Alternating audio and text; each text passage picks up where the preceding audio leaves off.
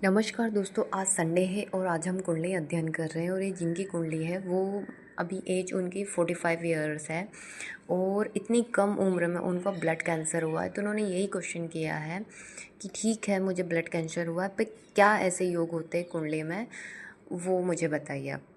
देखते हैं इनकी कुंडली में। नमस्कार दोस्तों, मैं प्रज्ञा आपका हार्दिक स्वागत करती हूँ अपने प्रोग्राम में। दोस्तों, मेरा व्हाट्सअप नंबर है, यदि किसी को भी कुंडली से रिलेटेड जानकारी चाहिए या कुंडली बनवाना हो तो आप इस पर संपर्क कर सकते हैं। इसके चार्जेस हैं। और यदि मेरा प्रोग्राम आपको अच्छा लग रहा है तो लाइक करें, शेयर करें, प्लीज़ सब्सक्राइब जरूर करें। इनका क्वेश्चन था कि जो ब्लड कैंसर वो क्यों हुआ। इनको पता है कि इनकी मृत्यु अब इसी से हो जाएगी, क्योंकि ब्लड कैंसर में स्वाभाविक है, ब्लड पूरा ख़राब हो जाता है। तो उसमें पूरी लाइफ आपकी ब्लड पर डिपेंड करती है, तो उसमें कितनी प्रॉब्लम आती है। तो देखते हैं। और इनकी एज भी अभी ज़्यादा नहीं है। इनका जो लग्न है वो कन्या लग्न है और राशि इनकी कन्या ही है। देखें तो लग्न का मालिक है जो पराक्रम भाव में जाके बैठा है, तीसरे भाव में। और यहाँ पर जो चंद्रमा है, राशि है मतलब इनकी, वो चंद्रमा राहु और शुक्र के साथ बैठे हैं। राहु चंद्र का यहाँ जिसे युति बनती है, जिसे हम ग्रहण दोष कहते हैं, और शुक्र भी नीच के बैठे हैं लग्न में। इसके साथ ही केतु की भी दृष्टि है लग्न पे और शनि की भी दृष्टि है, यानी कि खुद पाप ग्रह के साथ चंद्रमा बैठे हैं और ऊपर से दो पापी ग्रहों की दृष्टि और पड़ रही है। वैसे भी जब भी पापी ग्रहों की दृष्टि एक भाव पर ज़्यादा होती है तो उससे रिलेटेड प्रॉब्लम आ ही जाती है। जहाँ पराक्रम भाव की हम बात करते हैं तो मंगल, बुध, सूर्य और गुरु, चार ग्रहों की युति यहाँ भी है। पराक्रम में जो है मंगल है और मंगल पराक्रम भाव में ही स्वराशि के बैठे हैं, पर केतु की दृष्टि से, नवी दृष्टि से दृष्ट है।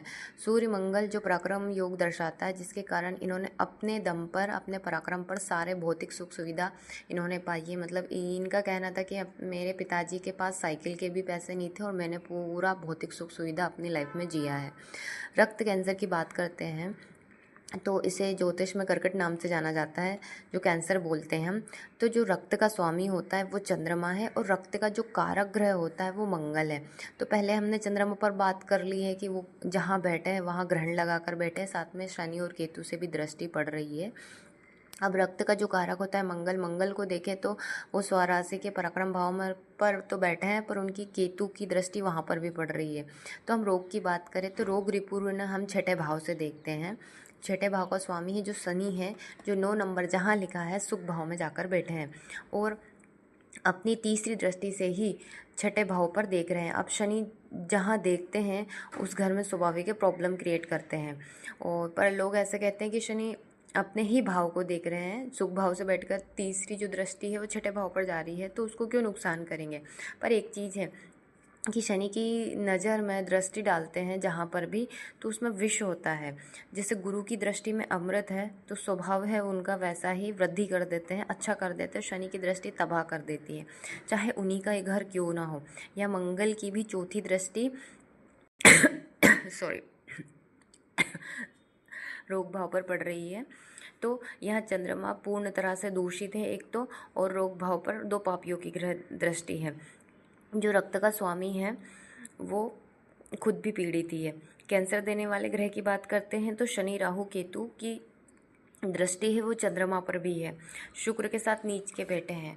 इसके साथ हम देखते हैं कि वर्तमान में शनि की ही महादशा चल रही है। शनि महादशा में बुध का अंतर और बुध के बाद केतु का अंतर चलेगा। शनि, राहु, केतु ये तीनों मंद ग्रह कहे जाते हैं। और शनि जहाँ राहु शनि एक साथ बैठ जाए या दृष्टि पड़ जाए, अथवा इन दोनों की दृष्टि या संबंध रोग भाव से बन जाता है, तो ये लंबी लंबी बीमारियां, बड़े लंबे चलने वाले रोग दे देते हैं। एक राशि का संचरण वैसे भी शनि का सबसे ज़्यादा होता है, उसके बाद राहु केतु का होता है 18-18 महीने का। ये पापी ग्रह हैं तो रोग को बढ़ाकर रखते हैं। मारक भाव की यदि हम बात करते हैं तो कुंडली में 3 स्थान ऐसे होते हैं जहाँ मारक होते हैं। पहला है अष्टम स्थान, दूसरा है द्वितीय स्थान, तीसरा है जो होता है वो सप्तम स्थान होते हैं। तो यहाँ पर हम देखते हैं कि अष्टम का स्वामी मंगल है, द्वितीय भाव का स्वामी शुक्र और तीसरे का देखें तो गुरु है। जहाँ शुक्र अपने ही घर से द्विद्वादश का संबंध बनाए और नीच के बैठे हैं। गुरु वो भी केतु से दृष्ट है, जैसे गुरु चंडाल दोष आप बोल सकते हैं। और मंगल भी आप बोल सकते हो कि केतु से दृष्ट होने के कारण वो भी पीड़ित ही है। तो जब भी एक कुंडली आप चेक करवाते हैं तो एक बार अपनी बीमारी का ज़रूर पूछ लेना चाहिए, यदि आपको ऐसा लगता है कि शनि राहु का कहीं से कॉम्बिनेशन बन रहा है। और वैसे भी बीमारी के बारे में पहले ही जांच करवा लेना चाहिए यदि आपको कुछ भी प्रॉब्लम है तो। इस सबसे पहले कि इनको छाया दान करना चाहिए, जिनको कैंसर या बड़ी बीमारी हो, और अपने वज़न के बराबर दान भी आप कर सकते हैं, जैसे लोहा या काली वस्तुओं का दान, जैसे काला कपड़े, जूते, कंबल, किसी व्यक्ति को भी, या शनि के मंदिर के बाहर भी आप दान कर सकते हैं। और भगवान जो शिव है उनके ऊपर सरसों का तेल या नारियल का तेल आप अभिषेक, रुद्राभिषेक जिसे बोल सकते हैं, वो कर सकते हैं। और शनि भगवान के ऊपर भी सरसों का तेल से आप अभिषेक कर सकते हैं। यदि आपकी आयु है तो थोड़े बहुत कर लेना चाहिए, ताकि जितनी भी लाइफ है वो नॉर्मल निकले। धन्यवाद दोस्तों।